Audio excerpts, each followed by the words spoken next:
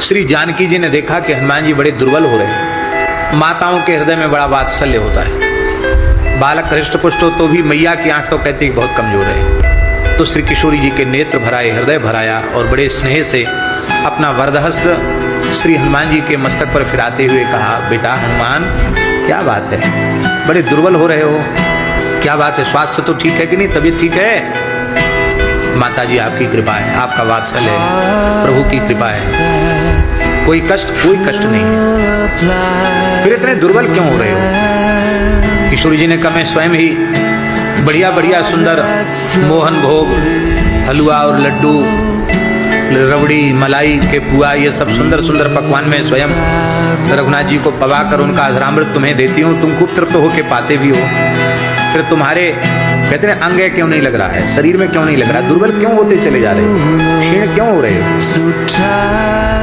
लगता है भीतर से कोई कष्ट, कोई व्यथा, कोई पीड़ा, कोई चिंता तुम्हें है। देखो बेटा, माँ से छिपाव नहीं करना चाहिए, माँ के सामने तो सब बात कह देनी चाहिए।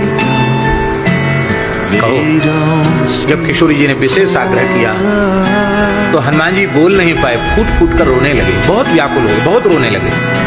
तब जानकी जी को लगा कि ये तो बहुत ज्यादा दुखी हैं भीतर से, क्या बात है, किस बात से दुखी हैं? किशोरी जी ने कहा कि रोते ही रहोगे कि कुछ कहोगे भी? अरे जब तक कहोगे नहीं तब तक तुम्हारी बात कैसे पता चलेगी, रोते ही रहोगे।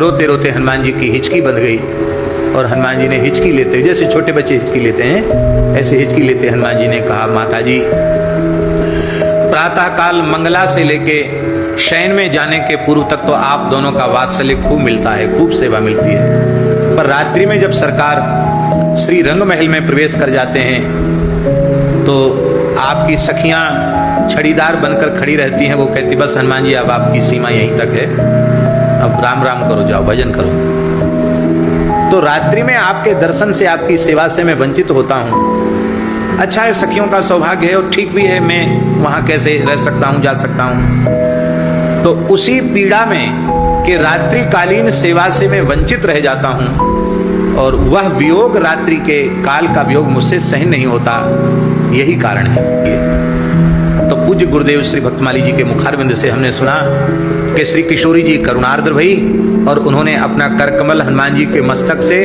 लेकर ऐसे पीठ तक जैसे ही फिराया तो हनुमान जी के ही श्री अंग से एक सखी प्रकट हो गई।